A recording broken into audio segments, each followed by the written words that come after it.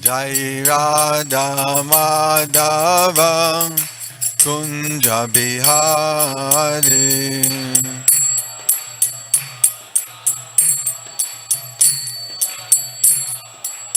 Jai Radha Madhava Kunja Bihari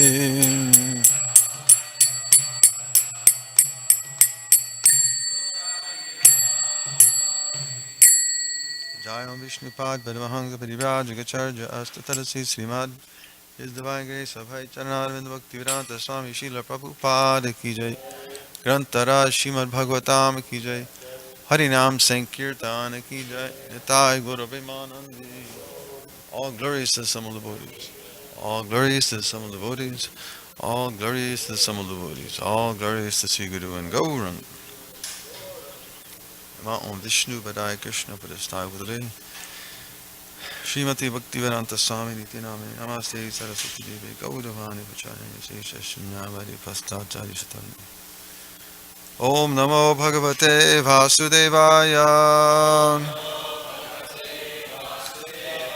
Om Namo Bhagavate Vasudevaya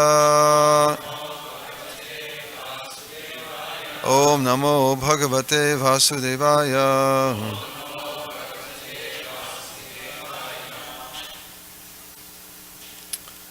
Reading from Srimad Bhagavatam, First Canto, Chapter 10, Text number 36. Departure of Lord Krishna for Dwarka. Tatra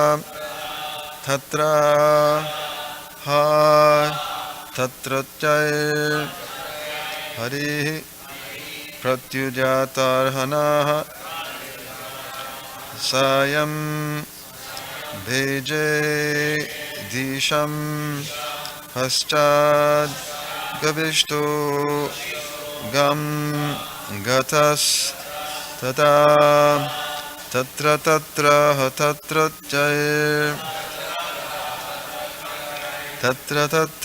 tatra jay hari pratyujatarhana Hari pratyutarhana Sayam beje disham paschad Sayam beje disham paschad Gavishto gangatastada Gavishto gangatastada Tatra jay Hari pratyutarhana Sayam beje disham paschad Gavishto gangatastada.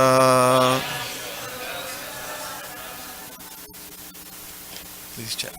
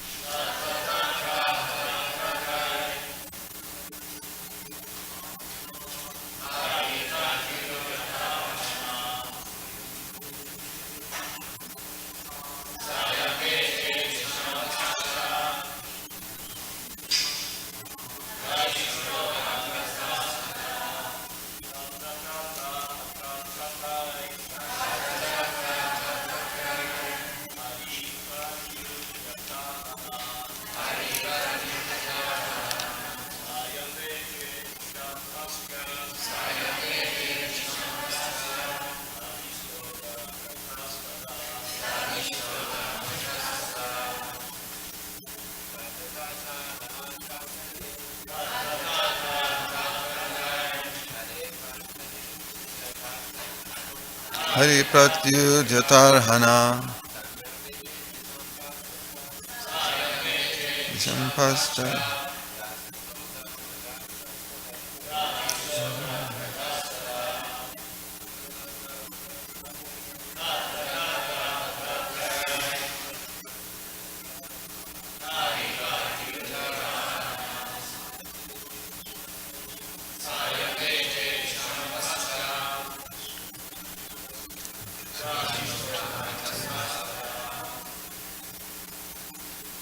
ladies?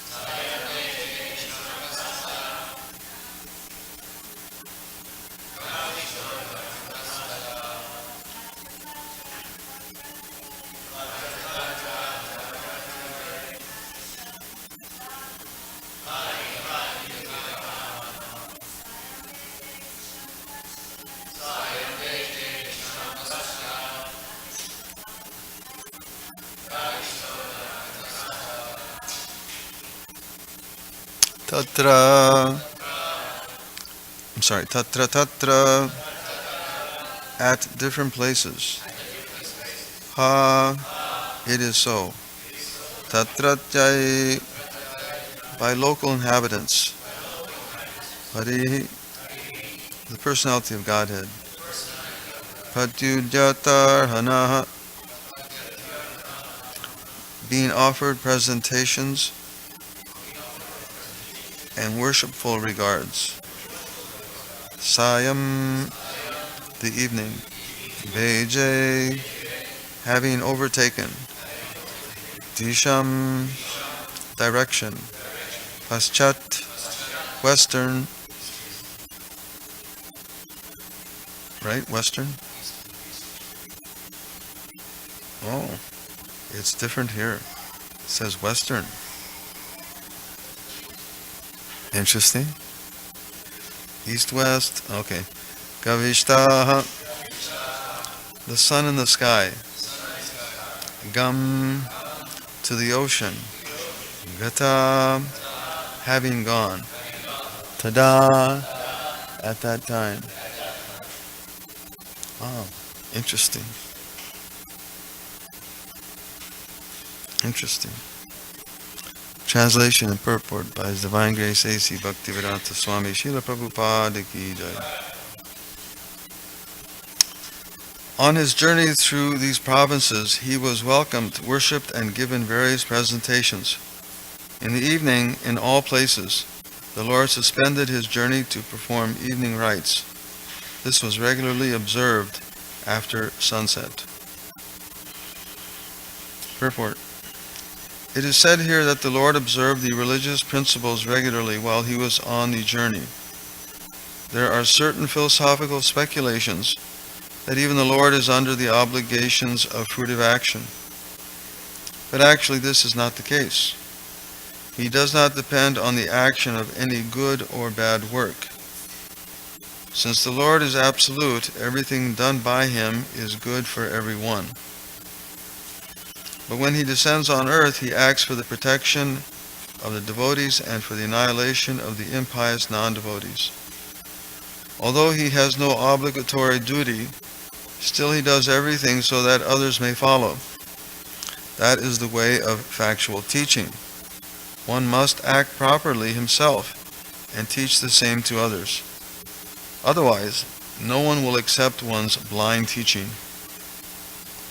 He is himself the awarder of fruitive activity, fruitive results. He is self-sufficient, and yet he acts according to the rulings of the revealed scripture in order to teach us the process. If he does not do so, the common man may go wrong. But in the advanced stage, when one can understand the transcendental nature of the Lord, one does not try to imitate him. This is not possible. The Lord in human society does what is the duty of everyone. But sometimes he does something extraordinary and not to be imitated by the living being. His acts of evening prayer, as stated herein, must be followed by the living being.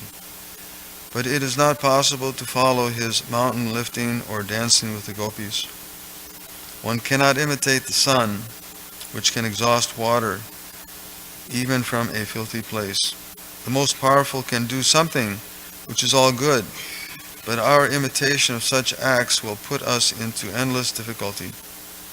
Therefore, in all actions, the experienced guide, the spiritual master, who is the manifested mercy of the Lord, should always be consulted, and the path of progress will be assured. Om Gyantamidandasya Gyananjana Shalakaya Chakshurmilitam Jena Tasmai Sigurve Namaha. Yukam Guru Devachalam Pangam Langayate Giryadki Patam Taman Mande Siguram Dinatan. Paramananda Madhavam Shri Chaitanya Ishvara. Translation again. On his journey through these provinces, he was welcomed, worshipped, and given various presentations. In the evening, in all places, the Lord suspended his journey to perform evening rites. This was regularly observed after sunset. So we've been reading throughout this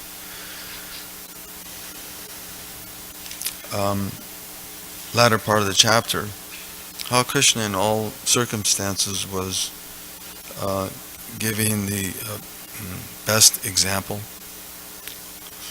and which is very critical. Yada yada hi dharmasya glanir bhavat no yad yada chariti shrestas tad tadeva taro jana.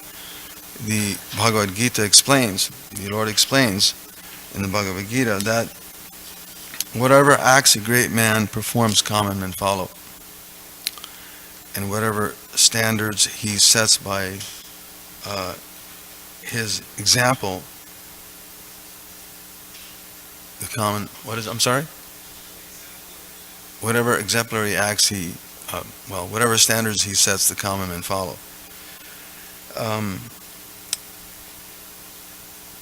This is especially critical in human society. And we're seeing it practically in the modern, or in the present times, where there are so many bad examples.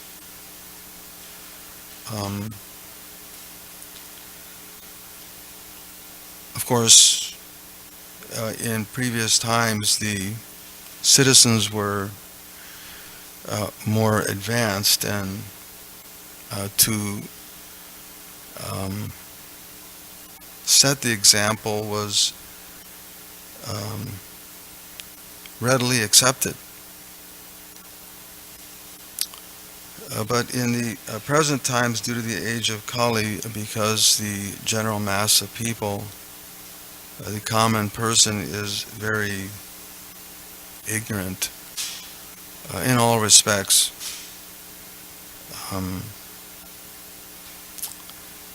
They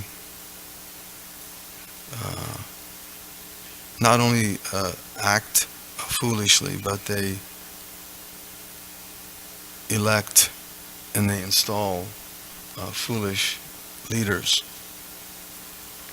But here, the Lord is, of course, Krishna is the Supreme Personality of Godhead, so in all respects, everything he performs is perfect and complete, as Prabhupada explains later on in the purport. But the Lord's example is there for all of us to understand and follow. Unfortunately, there are foolish people, as Krishna says in Bhagavad Gita, avajananti mamudha. There's foolish people who think that Krishna, as Prabhupada points out here in the purport, that there are foolish philosophical speculations that Krishna is under the obligations of fruitive activities, that Krishna has some obligation, or that when he comes into this world he's just like anyone else. And they deride Krishna for that purpose. They don't know his mudho yam nabhijanati. They're not aware of his um, unborn and inexhaustible nature. It's not that Krishna comes into this world like some conditioned soul who is subject to the various faults that are there within the conditioned souls, cheating, propensity, imperfect senses, etc. No, Krishna is not that. When Krishna comes, he's subject to what the conditioned souls are having to deal with. He's not deluded, as Krishna says in Bhagavad Gita, Tribhir Gunamaya Bhavayar, that he's not deluded by the modes of nature and struggling with the dualities of material life. As Prabhupada explains here, that Krishna does not depend on the action of any good or bad work. It's not that Krishna has to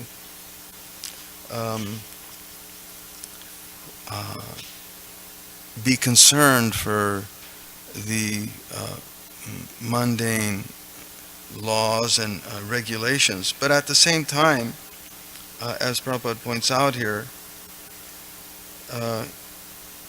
he does set the proper example so that common people can follow. There's a great need in society for exemplary characters that someone is there that we can emulate.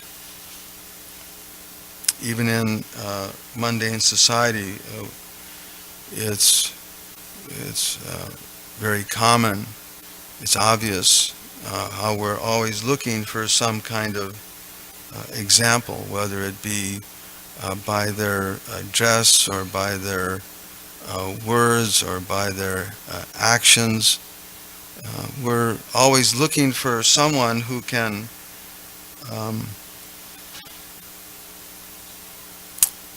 give us that direction, give us that leadership or that inspiration. But again, that's something that's devoid in the Kali Yuga. Instead, it's leadership which is not only divisive, but it's totally misleading. And instead of giving the truth, we're given just a host of lies from morning till night.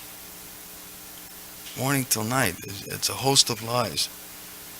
But when the absolute personality of Godhead comes, because he's absolute,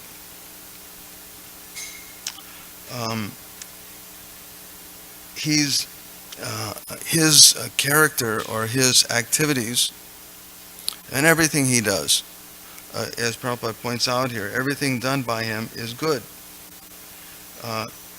Not good just for a certain group of people or a certain species or certain place, but it's good for everyone, as Prabhupada points out here. Although he has nothing to do, it's not that he has to. Natasya karyam karanam cha vidyate. The Vedic literatures describe that Krishna, the personality of Godhead, has nothing to do. It's not that he's obliged to do anything. Just like an important person in society, they don't have any obligation to come to the floor from his high office. No, but for the purpose of comforting and for the purpose of giving a good example and for the purpose of teaching they come to the work floor and they mingle with the workers. And then, isn't it a good manager does that? They have this. I saw this one show one time, sometime back. I don't know if it's still there, but it's where the boss, undercover boss. It's called Undercover Boss, and what he does is he dresses like one of the workers, and he comes down onto the work floor, and he mingles with all the workers, and uh, the purpose is to find, just like Lord Ramchandra did, just to find out what the workers are feeling, what they're wanting, what their complaints may be, what they think of the management.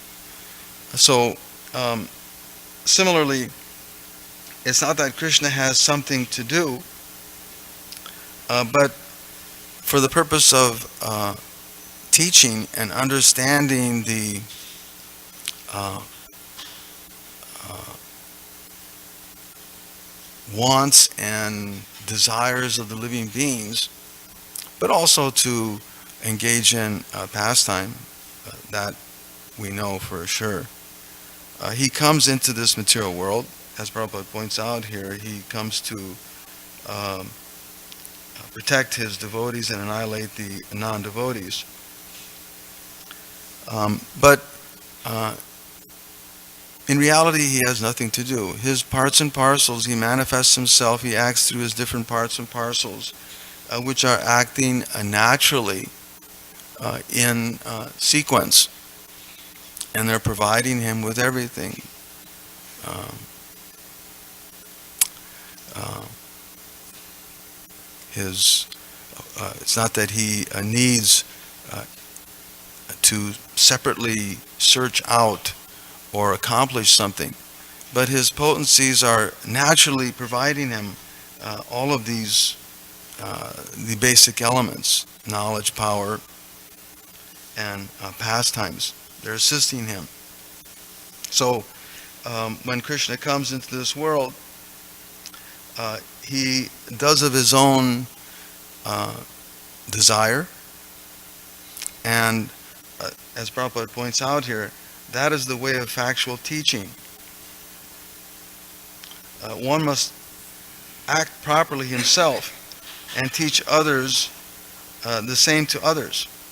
Otherwise, no one will accept one's blind teaching, except, of course, some fool. Foolish people, they'll accept anyone's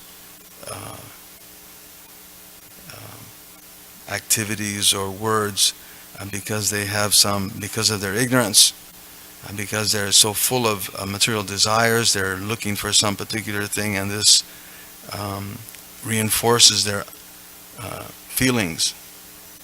But when Krishna comes, it's and as Prabhupada points out here, factual teaching.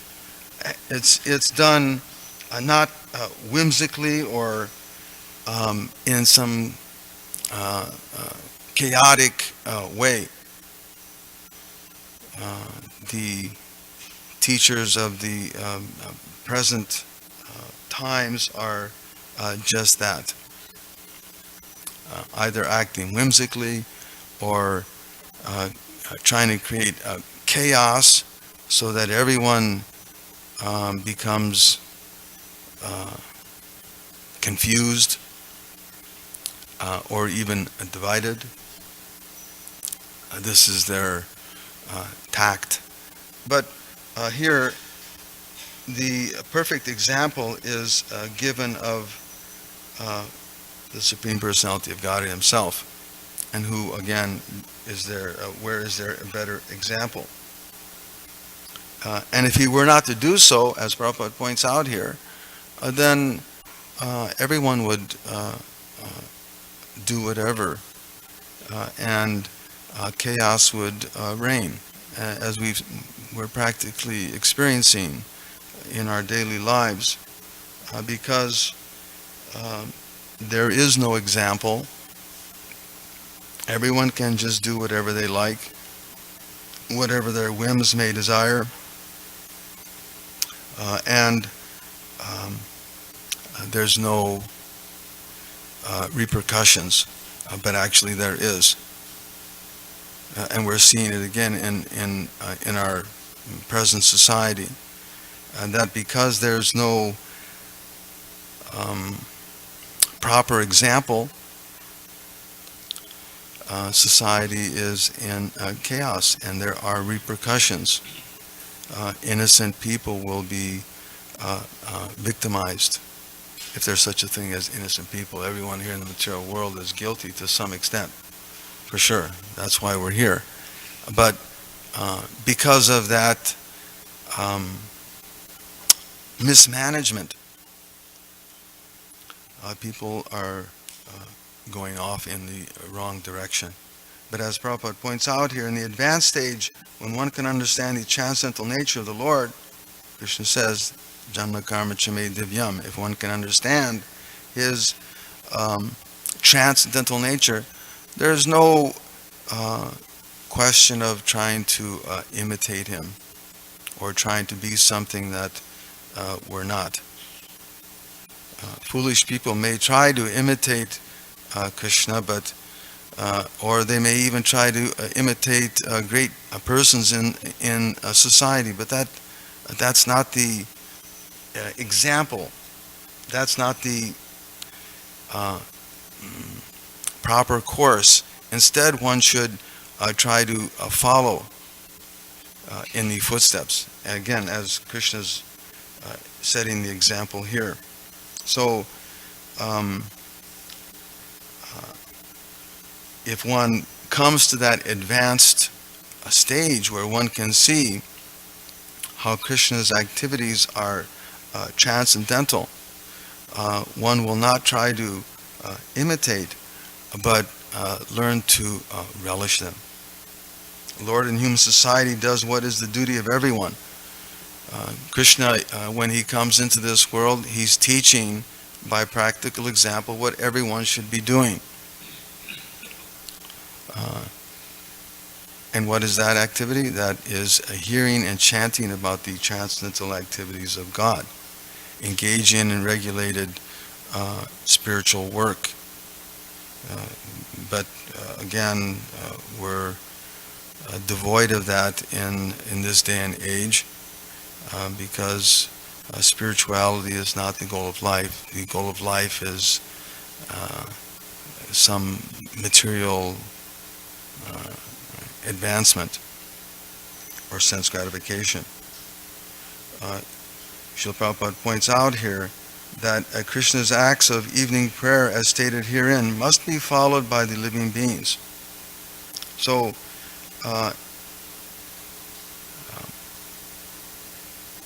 it's not a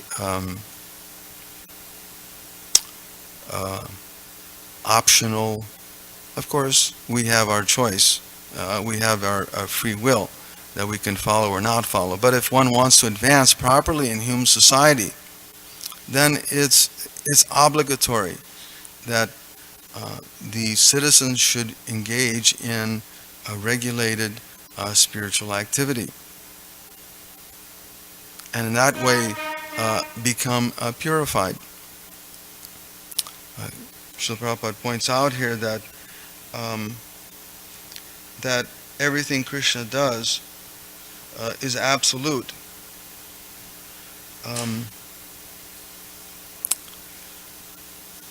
And it's not that he does something that has a negative reaction. No. Instead, everything that Krishna does, Om Pavitra Pavitrova Sarvavasta Katopiva, is explained in the Vedic literatures that the Supreme Lord is supremely pure. And that everything he does is cleansing. So if we follow that example,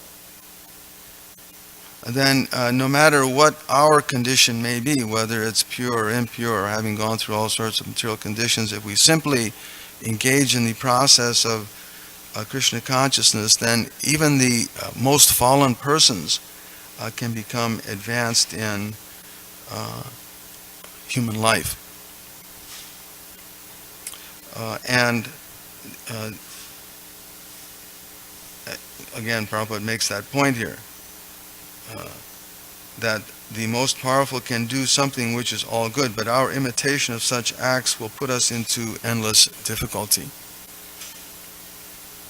Not that we try to imitate, but again we try to follow.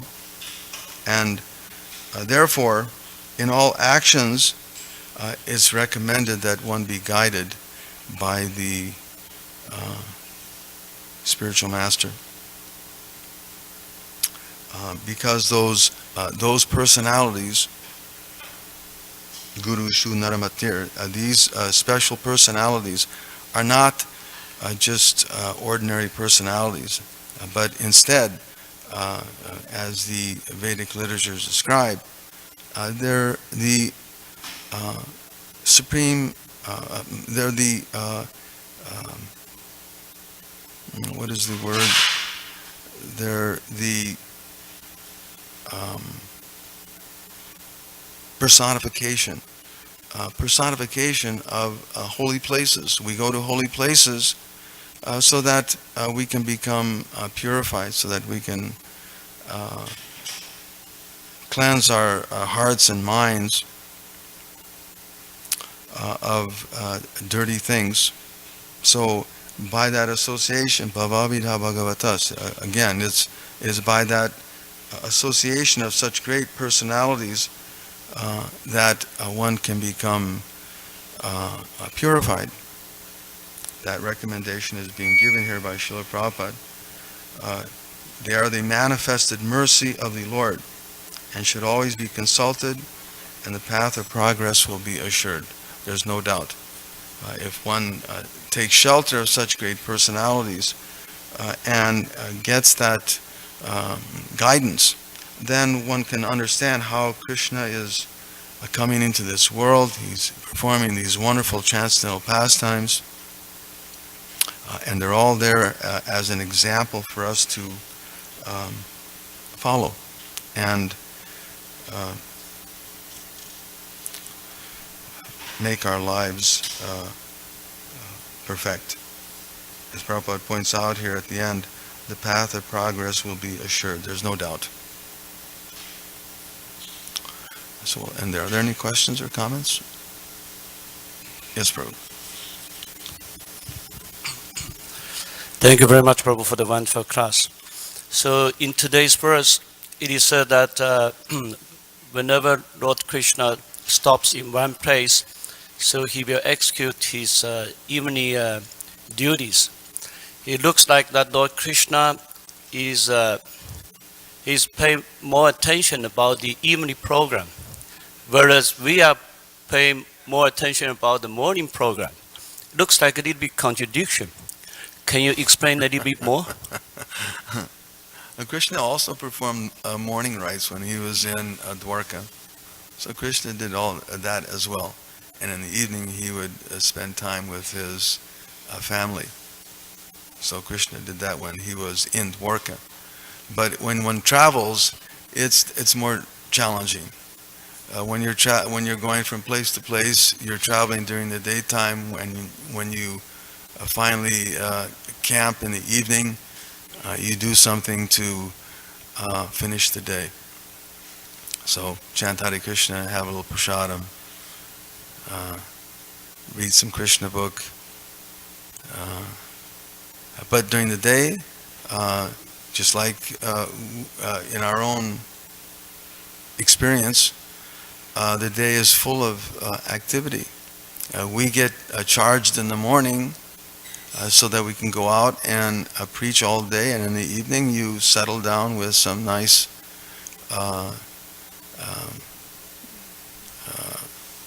soothing spiritual activity. Again, we're in a stationary place. It's not that we're having to go from place to place. Of course, if you're a sannyasi, that may be different.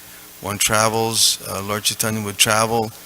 Also, when he was on his tour, he would travel through South India, and then in the evening he would gather with his devotees, and they would engage in kirtan. So, no contradictions, just time and place. Sometimes you have to make adjustments. But the most important thing is that the hearing and the chanting should be there whenever you can manage. Any other questions, comments? All right, Srila Prabhupada ki jai.